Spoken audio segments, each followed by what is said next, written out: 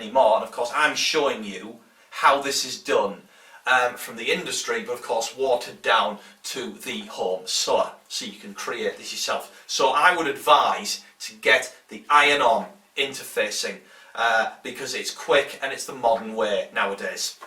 So I've got my interfacing or fusing, okay, and of course we've got our canvases. Just bring that over. Now there is different types of canvas, okay. Now I've got a list here of the different canvases that you can get. Now this is my little booklet when I order canvases and fusings and things like that. But you've got these are what's known as a hair canvas, okay. Now you can get it in a wool and hair and viscose mix, or you can just have a cotton and viscose with hair canvas, okay. So there's various mixes and things like that, but this is wool and hair canvas. Now I've got different weights here for the different parts of the front part of the jacket, okay, and it all gets put on together as layers. So I've got a heavier weight, and then I've got a slightly lighter weight than the heavier weight, and again it's a hair canvas, so they look the same.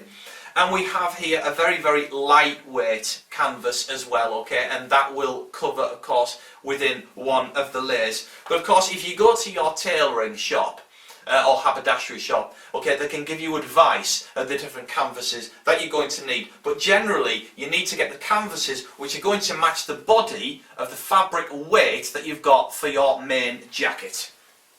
Like for instance, I've got here the main fabric here, which is a wool mix, okay, so that is an ideal weight to match for this here, okay. And of course your fusing as well, you know, you're going to get a medium weight fusing, or the kind of fusing which is going to match your outer fabric. But again, you can get advice from the people that you buy the fabrics from in your haberdashery place, okay. So we've covered those. Now of course I'm going to be using a commercial pattern, and the one that I've got is a Vogue pattern for men, and it's number 2383, and of course it's the one for a shawl collar. Now this pattern does actually cover trousers and a jacket as well, so it's a full suit, and there is a shawl collar and also another lapel type on there as well, but of course I need the shawl collar because that's what we're going to be creating. So I'm going to be working with this particular pattern. Now there is going to be details about the pattern on the website, so you know exactly which one that you need to get. But to be honest with you, any pattern that covers a shawl collar will be roughly the same, because what we're going to be doing is we're going to be measuring, and then we're going to be manipulating the pattern with, of course, in combination with our toiling fabric when we make it up for the first proof.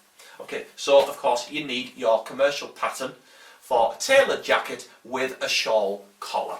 Okay, now you must get that pattern after you've done your measurements for either yourself or the person that you're creating this jacket for, because what you need to do is get all your measurements, which I'll be showing you in the next video, of course, how to measure, and get all your measurements, and once you've got those, you're going to know then the size of the pattern which is going to match your measurements, okay?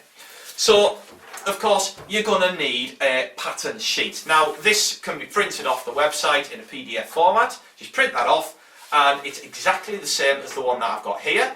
And, of course, like I say, I'll be going over the measurement process in the next video. Now, I also have here what's called wadding for shoulder roll, okay? And what that does, in combination with your shoulder pads, so you need shoulder pads as well, it causes this nice roll on the sleeve head here, okay? And that's what you get from the wadding of the shoulder roll. So it's called sleeve heading wadding. Okay, so you need that as well. You need your shoulder pads, a pair of shoulder pads, one for the left, one for the right. And of course, we've got all our main equipment here, like pins, little scissors, our threads that we're going to be using. Okay, so you need to get threads which are going to obviously match the colour of your outer fabric that you're going to choose to make your jacket. And of course, you've got your sewing machine, to be able to create the jacket with, of course. Now, of course, when you're measuring and you're writing all the measurements down, and of course you're going to be manipulating these measurements to be able to alter your pattern, you need a calculator, a pen, and of course a tape measure. Okay, so basically that's what it is. I've covered just about all of the equipment that you're going to need. Okay, and we are now ready to go on to the next video, where I'm going to show you how to measure ready to start the pattern construction for your tailored jacket with a shawl collar. So I will see you in the next video.